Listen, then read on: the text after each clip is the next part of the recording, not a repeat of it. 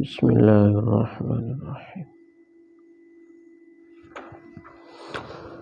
وهو الذي أنشأ جنات معروشات وغير معروشات والنخل والزرع مختلفا أكله والزيتون والرمان متشابها وغير متشابه۔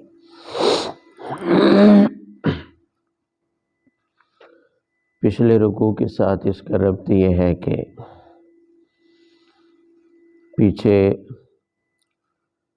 مشرکین کی چند غلط رسموں کا بیان ہوا تھا، جن کا خلاصہ دو باتوں میں تھا کہ وہ کھیتی کو جب کہ اللہ نے اگائی ہے، اللہ کی طرف سے دیا ہوا رزق ہے، اللہ نے اس کو حلال کیا ہے، مشرکین اس کو اپنے اوپر حرام کر لیتے۔ اسی طرح اللہ رب العزت نے جو جانور انہیں دیے ہیں وہ بھی رزق ہے، اس کو بھی وہ اپنے اوپر حرام کر لیتے ہیں۔ اور دوسرا یہ ہے کہ وہ اولاد کو قتل کرتے ہیں شیطان کے ورغلانے پر، شیطان کے کہنے پر۔ تو اس رکوع کا تعلق بھی انہی رسموں کی تردید کے ساتھ ہے۔ پہلی آیت میں فرمایا کہ اللہ رب العزت نے تمہارے لیے بطور رزق کے بہت سارے باغات پیدا کیے ہیں۔ کچھ تو ایسے ہیں جن کی بیلیں چھتوں کے اوپر چڑھ جاتی ہیں، اور کچھ ایسے ہیں جن کی بیلیں زمین کے اوپر ہوتی ہیں۔ خربوزہ ہے، اس کی بیل زمین پر ہوتی ہے، تربوز کی زمین پر ہوتی ہے، اور انگور وغیرہ یہ ایسی چیزیں ہیں جن کی بیلیں چھتوں کے اوپر چڑھ جاتی ہیں۔ اور فرمایا کچھ باغات کھجوروں کے اور مختلف قسم کی کھیتیاں، زیتون کے باغات، انار۔ پھر فرمایا کہ صرف یہی نہیں، ایک ہی قسم کے پھل ایسے ہوتے ہیں جن کے ذائقے ملتے جلتے ہیں، اور کچھ ایسے ہوتے ہیں کہ ان کے ذائقے مختلف ہوتے ہیں۔ فرمایا یہ جتنی بھی چیزیں بطور رزق کے دی ہیں، چاہے اس کا تعلق کھیتی سے ہے یا اس کا تعلق کھائے جانے والے پھلوں سے ہے، اس سب کے بارے میں اللہ رب العزت نے دو باتیں لازم کی ہیں۔ ایک آتو حقہ یوم حصادی، کہ جس دن پھل توڑا جائے، جس دن کھیتی وغیرہ تیار ہو جائے، اس کی کٹائی گہائی ہو جائے، تو اس دن اللہ کا حصہ نکالنا ہے، اللہ کا حق۔ یہ آیات مکہ میں نازل ہوئی، مکی آیات ہیں۔ عشر کا جو حکم ہے وہ بعد میں آیا۔ عشر کا حکم آنے سے پہلے وہ تو واجب ہے، ایک مقررہ حصہ ہے کہ بارانی زمین ہے اگر تو اس میں سے 10واں دینا ہے، اور اگر بارانی نہیں ہے تو پھر اس میں سے 20واں دینا ہے۔ عشر سے پہلے کی ہے یہ آیات۔ آتو حق یوم حصادی میں ایک نفلی صدقہ کا حکم دیا جا رہا ہے کہ اگرچہ اس وقت عشر واجب نہیں ہوا تھا، لیکن فرمایا کہ جس دن کٹائی ہو، باغ میں سے پھل توڑا جائے، اللہ کا حصہ ضرور نکالنا ہے، اللہ کا حق۔ اور دوسرے نمبر پر لا تسرفو، اللہ کے دیے ہوئے رزق میں اسراف نہ کرے، فضول خرچی نہ کرے، ضرورت کے تحت استعمال کرے۔ اگر بلا ضرورت استعمال کریں گے تو اللہ کی دی ہوئی نعمت کی ناقدری ہوگی، اللہ کی دی ہوئی نعمت کی ناشکری ہوگی۔ پھر ضرورت کے موقع پر جب مال کی ضرورت ہوگی تو مال نہیں بچے گا پاس، محتاج ہو جائیں گے، کسی سے مانگنا پڑے گا۔ تو گویا خلاصہ یہ کہ اللہ رب العزت نے باغات کی شکل میں اور اسی طرح فرمایا کھیتی کی شکل میں تمہیں رزق دیا، اور اللہ نے اس میں صرف دو حکم دیے ہیں۔ ایک یہ ہے کہ اللہ کا حق نکالا جائے، اللہ کا حصہ، اور دوسرا کیا حکم دیا ہے کہ اس میں اسراف نہ کیا جائے۔ اس میں سے کسی کو اللہ نے ان میں سے حرام تو نہیں قرار دیا، کہ یہ حصہ بتوں کے نام پر چھوڑ دو، یہ تمہارے لیے حرام ہے، دوسرے بندے نہیں لے سکتے ہیں، صرف بتوں کے مجاور ہی لیں گے، بتوں کے پجاری ہی لیں گے، اللہ نے ایسا کوئی حکم نہیں دیا۔ تو جب اللہ رب العزت نے ان چیزوں کو حرام نہیں کیا تو تم بتوں کے نام پر فرمایا کیسے حرام کر لیتے؟ اللہ نے تو بس دو ہی حکم دیے ہیں کہ اسراف نہ کرو اور اللہ کا حصہ نکالو، بتوں کا حصہ نکالنے کا حکم ہی نہیں دیا، کسی حصے کو حرام ہی قرار نہیں دیا۔ وَمِنَ الْأَنْعَامِ حَمُولَةً وَفَرْشًا، بقیہ 3 آیات اس رکوع کی، اس کا تعلق چوپاؤں کے ساتھ ہے۔ چوپائے بھی تو اللہ کا دیا ہوا رزق ہے، چوپائے بھی تو اللہ کا دیا ہوا کیا ہے؟ رزق ہے۔ پہلی آیت میں ایک اجمالی بیان ہے، پھر آگے اس کی تفصیل کی ہے۔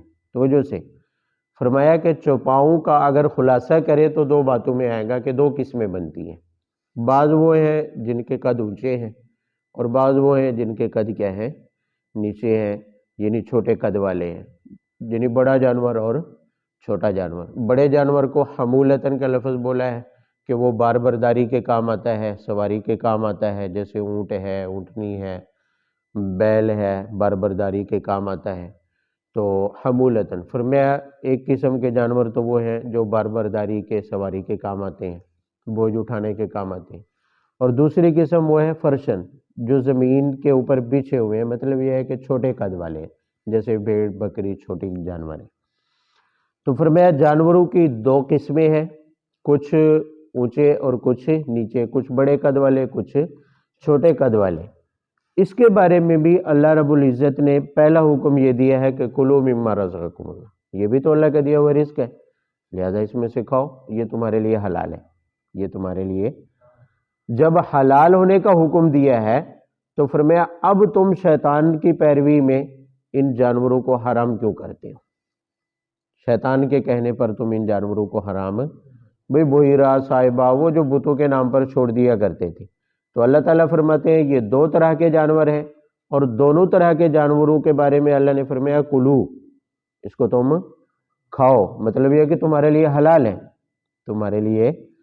اور تم کیا کرتے ہو کہ اللہ نے جن کو حلال قرار دیے ہیں ان کو حرام کر لیتے ہو۔ فرمایا لا تتبعوا خطوات الشیطان، شیطان جو تمہارا کھلا دشمن ہے اس کی پیروی میں، اس کے نشانات قدم کے اوپر چلتے ہوئے تم ان جانوروں کو حرام نہ کرا۔ آگے 2 آیات میں اس کی تفصیل ہے، دونوں آیات کا خلاصہ ذہن میں رکھیں۔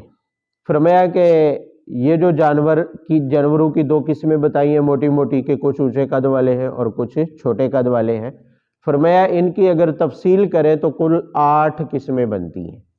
کل کیسے 8 قسمیں بنتی ہیں؟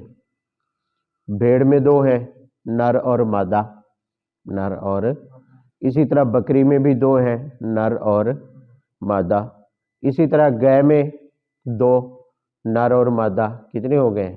6، اور اسی طرح اونٹ میں لے لیں تو نر اور مادہ، اونٹ اور اونٹنی، تو کل یہ 8 قسم کے جانور بنتے ہیں، 8 قسم کے۔ اب سوال یہ ہے، اللہ رب العزت فرماتے ہیں تم یہ بتاؤ کہ اللہ نے کون سے 2 نر حرام کیے ہیں، یا کون سی 2 مادہ جانوروں کو حرام قرار دیا ہے، یا اسی طرح کون سا ایسا بچہ ہے جانور کا جو اس کے پیٹ میں سے نکلے اور اللہ نے حرام قرار دیا ہو؟ سوال یہ ہے۔ تو ظاہر ہے یہ ایک استفہام انکاری ہے۔ استفہام انکاری کا مطلب یہ ہے کہ 2 نر بھی ایسے نہیں ہیں جن کو اللہ نے حرام قرار دیا ہو، 2 مادہ بھی ایسی نہیں ہے جن کو اللہ نے حرام قرار دیا ہو، کسی جانور کے پیٹ کا بچہ بھی ایسا نہیں ہے جس کو اللہ نے کیا قرار دیا ہو؟ حرام قرار دیا ہو۔ تو پھر تم کہاں سے اس کی حرمت کا حکم لائے ہو؟ کہاں سے اس کی حرمت؟ وہ کہتے تھے نا کہ بچہ پیدا ہو اگر مردہ ہوا تو اس میں مرد و عورت دونوں شریک ہے، دونوں کے لیے حلال ہے، اور اگر زندہ پیدا ہو تو صرف مردوں کے لیے کیا ہے؟ حلال ہے، عورتوں پر حرام ہے۔ پھر اسی طرح بچے جانوروں کے بتوں کے نام کے اوپر نامزد کر کے ان کو چھوڑ دیتے تھے، بعض مادہ جانوروں کو بتوں کے نام پر چھوڑ دیتے تھے، بعض نر ایسے ہوتے تھے کہ ان کو بتوں کے نام پر چھوڑ کر کہتے تھے کہ ہم ان کے اوپر اب سواری ہمارے لیے کیا ہے؟ حرام ہے، جیسے پیچھے آپ نے پڑھا ہے مشرکین کی یہ رسمیں تھی۔ تو اللہ تعالیٰ فرماتے ہیں یہ 8 قسم کے جانور ہیں، نشاندہی کر کے بتاؤ اور نشاندہی بھی ایسے کرو، فرمایا کہ نبئونی بعلم، علم کے ساتھ بتاؤ، اندازے نہ لگاؤ، اندازے نہ لگاؤ، یہ نہ کہو کہ ہمارے آباء و اجداد ایسے کرتے تھے ہم بھی ایسے کریں گے، یہ ہمارے معبودان باطلہ اس سے خوش ہوتے ہیں، فرمایا یہ تمہارے اندازے ہیں، افطرا ہے۔ نبئونی بعلم، بھئی اللہ نے یہ جانور پیدا کیے ہیں اور اللہ نے حلال قرار دیا ہے، اب تم بتاؤ کہ اللہ کا کوئی ایسا حکم ہے تمہارے پاس کہ اللہ نے ان کو حرام قرار دیا ہو، دو نروں کو، دو ماداؤں کو، یا ایک مادہ کے پیٹ میں کسی بچے کو اللہ نے حرام قرار دیا ہو؟ تو ظاہر ہے جواب یہی ہوگا کہ کوئی علم نہیں ہے، کوئی اللہ کا حکم موجود نہیں ہے۔ تو فرمایا ان کنتم صادقین، اگر سچے ہو کہ یہ حرام ہے تو پھر فرمایا کہ کوئی دلیل لے آؤ، کوئی دلیل۔ آگے ہے آخر میں ام کنتم شہداء اذ وصاکم اللہ بہذا، یہ آخری انہیں تحدی اور چیلنج ہے۔ فرمایا تم یہ بتاؤ کہ یہ جو ان جانوروں کو تم فلاں فلاں جانور کو حرام کہہ رہے ہو، فرمایا کیا تم جب اللہ نے یہ حکم دیا تو تم حاضر تھے؟ تم بھئی علم کی دو ہی قسمیں، یا تو وحی کے ذریعے نبی کے پاس پہنچے، یا پھر یہ ہے کہ علم نبی کے ذریعے نہ پہنچے لیکن جب حکم اللہ کی طرف سے صادر ہو تو بندہ موجود ہو، بندہ کیا ہو۔ تو اللہ تعالیٰ پوچھ رہے ہیں کہ کیا تم اس وقت حاضر تھے جب یہ حکم آیا کہ یہ فلاں فلاں جانور بتوں کے نام پر کیا ہیں، حرام ہے، ہمارے لیے حرام ہے؟ تو جواب یہی ہوگا کہ ہرگز کوئی بھی وہاں پر موجود ہے۔ تو نتیجہ کیا نکلا کہ ان کے پاس وحی کا علم بھی نہیں ہے اور یہ خود وہاں پر موجود بھی نہیں تھے کہ اللہ نے ان کی حرمت کا حکم دیا۔ تو فرمایا فمن اظلم ممن افترى علی اللہ کذبا، فرمایا پھر تو صاف ظاہر ہے کہ ان سے بڑا ظالم کوئی نہیں ہے کہ یہ اللہ پر جھوٹ باندھتے ہیں، اللہ نے جانوروں کو حرام قرار نہیں دیا اور یہ حرام قرار دے رہے ہیں۔ مقصد لیضل الناس بغیر علم، مقصد ان کا لوگوں کو گمراہ کرنا ہے اور وہ بھی بغیر علم کے۔ ان اللہ لا یہدی القوم الظالمین، یہ ان کے انجام کا بیان ہے۔ گویا کہ مشرکین مکہ کے لیے پیشین گوئی ہے کہ یہ کبھی اب ہدایت نہیں پائیں گے کیونکہ یہ ظالم ہے، انہوں نے ایک ایسا حکم گھڑا جو اللہ نے نہیں دیا تھا کہ یہ جانور حرام ہے، پھر اس کو اللہ کے اوپر تھوپ دیا ہے اور اللہ کے اوپر افطرا باندھا ہے۔ تو اس سے بڑا ظلم کیا ہے؟ فرمایا ان ظالمین کو اللہ کبھی بھی ہدایت نہیں دے۔ قل لا اجد فیما اوحی الی محرما علی طاعم یطعمہ الا ان یکون میتۃ او دما مسفوحا۔ قرآن پاک میں عادت اللہ یہ ہے کہ کوئی بھی خاص جب مضمون آتا ہے، مسئلہ آتا ہے تو اس کو پوری تفصیل سے بیان کیا جاتا ہے۔ تو آنے والا رکوع بھی اسی سے متعلق ہے۔ یہ جو انہوں نے کھیتی جانوروں کے بتوں کے نام پر نامزد کر کے اس کا حصہ متعین کر کے حرام قرار دے دیا، جانوروں کو چوپاؤں کو بتوں کے نام پر حرام قرار دے دیا، آنے والے رکوع کا تعلق بھی اسی کے ساتھ ہے اور ان کی ان رسموں کی تردید ہے۔ توجہ سے پہلی دو آیات کا خلاصہ ذہن میں رہے۔ اللہ تعالیٰ فرماتے ہیں کہ آپ انہیں بتائیں کہ اللہ رب العزت کے حکم سے 6 قسم کے جانور حرام ہیں۔ 6 قسم کی چیزیں، جانور نہیں، 6 قسم کی چیزیں کیا ہیں؟ حرام ہیں۔ 4 تو وہ ہیں جو ساری انسانیت کے لیے حرام ہیں، 4 تو وہ ہیں جو ساری، اور 2 وہ ہیں جو صرف یہود پر حرام ہیں، صرف، اور وہ بھی ان کی سرکشی کی وجہ سے ان پر حرام کی گئی ہیں، ورنہ باقی انسانوں کے لیے وہ حرام نہیں ہے۔ کون کون سی وہ 6 چیزیں ہیں؟ فرمایا 4 وہ چیزیں جو سب کے اوپر حرام ہیں، وہ تو آپ سورہ بقرہ میں دوسرے پارے میں پڑھ چکے ہیں۔ وہ 4 چیزیں کون سی ہیں؟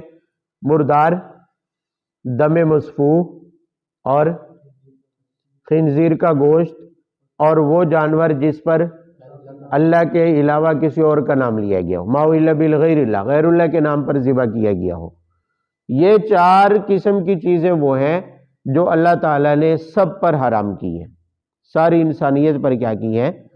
پھر ان 4 میں بھی مضطر کو، مجبور کو، جو بھوک کی وجہ سے مرنے والا ہو جائے اور جان بچانے کے لیے کوئی حلال چیز کھانے کو نہ ملے تو اسے مردار کھانے کی کیا دی گئی ہے؟ اجازت۔ بس ان 4 چیزوں کے علاوہ فرمایا کوئی اور جانور، کوئی اور جاندار، کوئی اور چیز اللہ نے حرام قرار نہیں دی ہے۔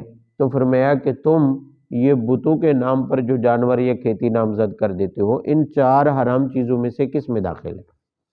نہ تو وہ میتہ میں داخل ہے، بھئی بتوں کے نام پر جو جانور نامزد کیا ہے وہ میتہ میں داخل نہیں ہے، دم مسفوح بھی نہیں ہے، اور اسی طرح خنزیر بھی نہیں ہے، اور اسی طرح وہ جانور بھی نہیں ہے جو غیر اللہ کے نام پر کیا کیا جائے، نامزد کیا جائے۔ تمہارے نامزد کرنے سے پہلے تو وہ بتوں کے نام پر نامزد نہیں ہے، تو وہ حرام کیسے ہو گیا؟ وہ حرام تو تم نے کیا نا، حرام تو، ورنہ اللہ کی حرام کردہ یہ چار چیزیں ہیں، ان میں یہ داخل نہیں، ان چار میں سے یہ کسی میں بھی داخل ہے۔ ہاں تم کیا کرتے ہو، بتوں کے نام پر نامزد کر کے اس کو اپنے اوپر کیا کر لیتے ہو، حرام کر لیتے ہو۔ تو فرمایا یہ اللہ کے حکم کے بغیر ہے، اللہ نے اس کا کوئی حکم نہیں دی، لہذا نتیجہ یہ ہے تم اللہ کے حکم کی نافرمانی کر رہے ہو۔ فرمایا فسقاً، کیا ہے یہ اللہ تعالیٰ کے حکم کی کیا ہے، نافرمانی ہے، اور یہ جائز نہیں۔ باقی یہود کے اوپر دو قسم کے جانور حرام تھے، دو قسم کی چیزیں حرام تھی، لیکن وہ صرف یہود کے ساتھ خاص ہے، وہ بھی اس کا ایک خاص سبب تھا۔ چوتھے پارے میں آپ نے پڑھا ہے کہ حضرت یعقوب علیہ السلام، ان کی کوئی خاص عذر تھا، بیماری تھی، تو انہوں نے اس بیماری میں اونٹ کا گوشت اور دودھ جو ہے وہ مضر ہوتا ہے، نقصان دہ ہوتا ہے، تو یعقوب علیہ السلام نے اپنی اس بیماری کی وجہ سے اونٹ کا گوشت کھانا چھوڑ دیا، اونٹ کا دودھ پینا کیا ہے، چھوڑ دیا۔ بنی اسرائیل نے کیا کیا کہ انہوں نے ہمیشہ کے لیے اس کو اپنے لیے حرام سمجھ لیا۔ اس کی 12 بیٹے تھے ان کے، تو بنی اسرائیل یعقوب علیہ السلام کی اولاد کو کہا جاتا ہے، تو آگے ان کا خاندان 400 سال بعد حضرت موسیٰ علیہ السلام بطور نبی بن کر آئے ہیں، اس وقت تک ان میں سے اونٹ وغیرہ کسی بھی چیز کو اللہ نے حرام قرار، لیکن انہوں نے اللہ کے حکم کے بغیر ہی اتنے سالوں تک اونٹ کا گوشت کھانا چھوڑ دیا اور اس کا دودھ پینا کیا کر دیا، چھوڑ دیا۔ تو اللہ رب العزت نے بطور سزا کے، جب تورات نازل ہوئی 400 سال کے بعد، ان کی سرکشی کی وجہ سے کہ ایک چیز اللہ نے حرام قرار نہیں دی تھی لیکن خواہ مخواہ میں انہوں نے اپنے اوپر حرام کر لی، تو اللہ تعالیٰ نے بطور سزا کے 400 سال بعد جب موسیٰ علیہ السلام پر تورات نازل کی تو ان کے اوپر اونٹ کا گوشت اور دودھ حرام قرار دیا۔ بات سمجھ آ رہی ہے؟ اور اس کی وجہ سے اونٹ سے ملتے جلتے جو جانور تھے ان کو بھی حرام قرار دے دیا گیا۔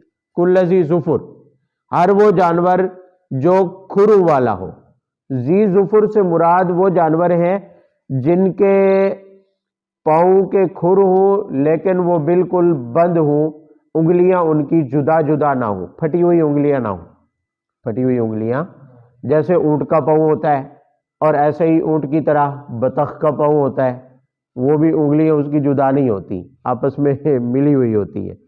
بات سمجھ آ رہی ہے؟ اس طرح کے پاؤں والے جتنے بھی جاندار تھے ان کے لیے حرام قرار دے دیے۔ یہ کس لیے تھا؟ بطور سزا کے۔ اس کے ساتھ ساتھ فرمایا کہ گائے، بکری، بھیڑ وغیرہ جو جانور ہیں ان کی بھی پیٹ کے اوپر جو چربی ہوتی ہے، جو اصل چربی ہوتی ہے گوشت کے ساتھ، وہ پیٹ کی چربی ہوتی ہے، تو فرمایا وہ چربی بھی ان کے اوپر حرام قرار دے دی، یہود کے اوپر وہ چربی بھی حرام قرار دے دے گی۔ ہاں انتڑیوں کے اوپر جو ہوتی ہے یا پیٹ کے اوپر، ہڈیوں کے اوپر ہوتی ہے، وہ چربی ان کے لیے حلال تھی۔ تو اب خلاصہ یہ کہ پانچویں اور چھٹی چیز کیا ہے کہ اللہ نے اونٹ کا دودھ اور گوشت چونکہ انہوں نے اپنے اوپر حرام کر لیا تھا بطور سزا کے، اللہ نے اس کو ہمیشہ کے لیے ان پر کیا کر دیا، حرام کر دیا، اور اس سے ملتے جلتے جاندار جو بھی تھے ان کو بھی کیا کر دیا، حرام۔ اور دوسرے نمبر پر گائے، بکری، بھیڑ وغیرہ کی پیٹ کی چربی بھی اللہ نے ان پر کیا کر دی، حرام۔ تو خلاصہ یہ ہے کہ اللہ تعالیٰ فرماتے ہیں کہ 6 قسم کی چیزوں کو اللہ نے حرام کیا، لیکن 4 کا تعلق ساری انسانیت کے ساتھ ہے اور 2 کا تعلق صرف کس کے ساتھ ہے، یہود کے ساتھ ہے۔ اب فرمایا کہ تم بتاؤ کہ یہ جو کچھ تم کر رہے ہو ان 6 میں سے کس میں داخل ہے؟ تم اگر یہود ہو پھر تو ان 2 چیزوں کو تم حرام کر لو جو اللہ نے یہود کے اوپر کیا کی ہے، حرام، حالانکہ تم یہود نہیں ہو، مشرکین عرب یہود سے تعلق نہیں رکھتے تھے۔ اور رہی بات پہلی 4 چیزوں کی تو فرمایا وہ ساری انسانیت پر حرام ہے، لیکن تمہاری حرام کردہ چیزیں ان میں داخل نہیں ہیں، لہٰذا اللہ رب العزت کی طرف سے جن چیزوں کی حرمت کا حکم آیا ہے تمہاری حرام کردہ چیزیں ان کے اندر داخل نہیں ہیں، تو صاف ظاہر ہے کہ تم نے اللہ پر بہتان باندھا ہوا ہے کہ اللہ نے ان چیزوں کو حرام قرار نہیں دیا۔ فَإِنْ كَذَّبُوكَ فَقُلْ رَبُّكُمْ ذُو رَحْمَةٍ وَاسِعَةٍ وَلَا يُرَدُّ بَأْسُهُ عَنِ الْقَوْمِ الْمُجْرِمِينَ۔ یہ آیت خطاب ہے آپ صلی اللہ علیہ وسلم کو خاص یہود کے حوالے سے۔ فرمایا کہ اگر یہودی اس بات کا انکار کریں، وہ اس کی تکذیب کریں کہ ہمارے اوپر یہ چیزیں بطور سزا کے حرام نہیں ہوئی تھی، تو فرمایا آپ انہیں کہہ دو ربکم ذو رحمت واسعہ، تمہارا رب جو ہے وسیع رحمت والا ہے، وسیع مہربانی والا ہے، ابھی تمہیں اس نے سزا نہیں دینی، ہاں جب سزا دے گا تو لا یرد باسو، اللہ تعالیٰ کی سزا کو مجرم کو ہم سے کوئی بھی روک نہیں سکتا ہے۔ سیقول الذین اشرکوا لو شاء اللہ ما اشرکنا ولا آباؤنا ولا حرمنا من شیء کذالک کذب الذین من قبلہم حتی ذاقوا بأسنا۔ یہاں سے لے کر آخر رکوع تک یہ 3 آیات ہیں۔ ان 3 آیات کا ایک خاص پس منظر ہے، وہ یہ ہے کہ مشرکین مکہ نے ایک دفعہ دلیل دی کہ ہم جو کچھ کر رہے ہیں یہ بالکل ٹھیک ہے، یہ جو ہم بتوں کی پوجا کر رہے ہیں، شرک میں مبتلا ہیں، اللہ تعالیٰ کے شرکا بنائے ہوئے معبودان باطلا، یا اسی طرح جو ہماری یہ غلط رسمیں ہیں، ہم نے جانوروں کھیتی وغیرہ کو بتوں کے نام پر نامزد کر کے حرام کر لیا ہے، کہتے تھے اس کے درست ہونے کی دلیل یہ ہے کہ اگر اللہ نہ چاہتے تو ہم ایسا نہ کرتے، ہم ایسا نہیں سمجھے بات، وہ دلیل دے رہے تھے بھی اللہ بھی یہی چاہتے ہیں کہ ہم ایسا کریں، ہم ایسا، کیونکہ اللہ کی مشیت کے بغیر تو کچھ ہوتا ہی نہیں ہے، ایک پتا بھی نہیں ہل سکتا، ایک پتا بھی نہیں ہل سکتا ہے، جب اللہ کی مشیت نہ ہوتی تو ہم شرک نہ کرتے، اللہ کی مشیت نہ ہوتی تو ہم کوئی بھی جانور یا کھیتی اپنے اوپر حرام نہ کرتے، لہٰذا اللہ کی مشیت اور چاہت یہی ہے کہ ہم شرک کریں، اللہ کی مشیت یہی ہے کہ ہم ان جانوروں کو کیا کریں، حرام کریں، تو لہٰذا یہ غلط نہیں ہے۔ بات سمجھ آئی ہے؟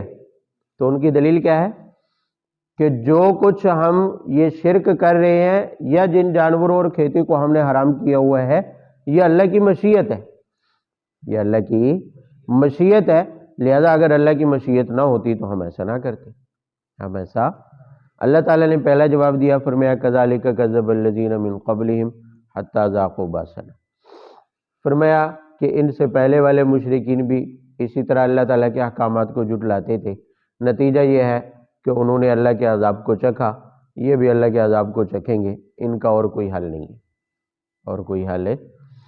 ایک بات۔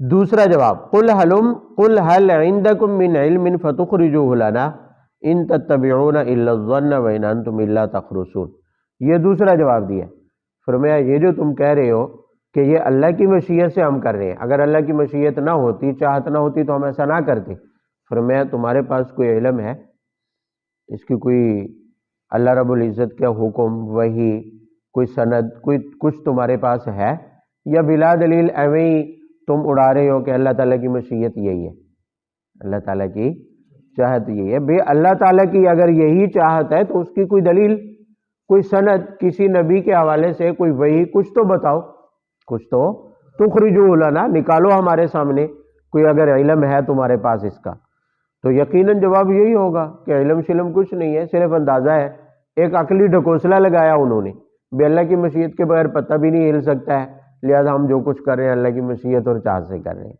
تو فرمایا ان تتبعون الا الظن، وہ تو گمان، اندازے، صرف اٹکل سے بات کر رہے ہیں، ان کے پاس کوئی اس کی دلیل، کوئی علم موجود نہیں ہے۔ تیسرا جواب، قل فللہ الحجۃ البالغہ، فرمایا تمہارے پاس تو کوئی دلیل نہیں ہے، تمہارے پاس تو اس کی کوئی دلیل ہے، لیکن اللہ کے پاس سب سے مضبوط اور قوی دلیل ہے، سب سے مضبوط اور کیسے؟